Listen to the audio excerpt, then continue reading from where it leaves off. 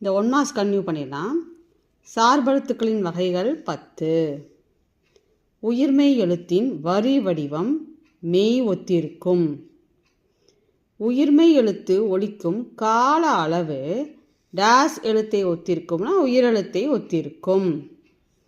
உயிர்மெய் குறில்கள் 5. நிறையா வாட்டி பார்த்துட்டோம். குறில் 5, நெடில் எத்தனை 7. உயிர்மெய் நெடில்கள் 7. அடுத்து தனிநிலை எழுத்துனாவே ஆயுத எழுத்து தான் அக்கு.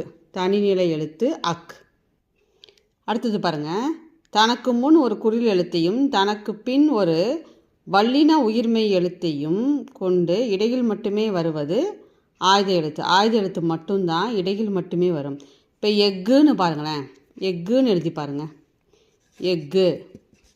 அப்போ தனக்கு முன் ஒரு குறில் எழுத்தையும் தனக்கு பின் ஒரு வல்லின உயிர்மெய் எழுத்தையும் கொண்டு இடையில் மட்டும்தான் வரும். அது என்னது? ஆயுத எழுத்து. முதல் எழுத்துக்கள் மட்டும் இடம்பெறும் சொல் ஆம். ஆம் முதல் எழுத்துக்கள் மட்டும் வருது பாருங்கள், ஆம்.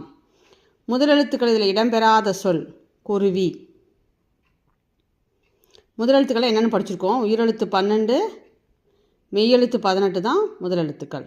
முதல் எழுத்துக்கள் மொத்தம் 30. ஆயுத எழுத்தின் வேர்பெயர் முப்புள்ளி. 3 புள்ளி இருக்கா? ஆயுத எழுத்து முப்புள்ளி, முப்புள்ளி. அடுத்தது பாருங்கள், உயிரெழுத்துக்கள் 12 மொழிக்கு முதலில் வரும். உயிரெழுத்துக்கள் 12 மொழிக்கு முதலில் வரும். ஞா வரிசையில் சொல்லுக்கு முதலில் வரும் எழுத்து ஞா மட்டும்தான் சொல்லுக்கு முதலில் வரும். ஞனம், ஞனம் அது ஏற்கனவே படிச்சிருக்கோம் பாருங்கள். சொல்லில் முதலில் வரும் உயிர்மெய் எழுத்து நா. அடுத்தது ஞா வரிசையில் மொழிக்கு முதலில் வரும் எழுத்துக்கள் ஞா, ஞோ. இதுவுமே நம்ம கொடுத்துருக்கோம் பாருங்கள். முதல்ல எது வரும், இடையில் எது வரும், எது வராது, எல்லாமே டீப்பாக கொடுத்துருக்கோம் பாருங்கள். ஞா வரிசையில் மொழிக்கு வரும் எழுத்துக்கள் 4. அதை பார்த்துட்டு இதை பார்த்திங்கன்னா ஈஸியாக இருக்கிறோம், மனப்பாடம் பண்ண முடியாது. வா வரிசையில் 8, ஞா வரிசையில் 4. இப்படி வேணால் ஞாபகம் வச்சுங்க. ஞா வரும்போது 4, வா வா வந்துச்சுன்னா 8.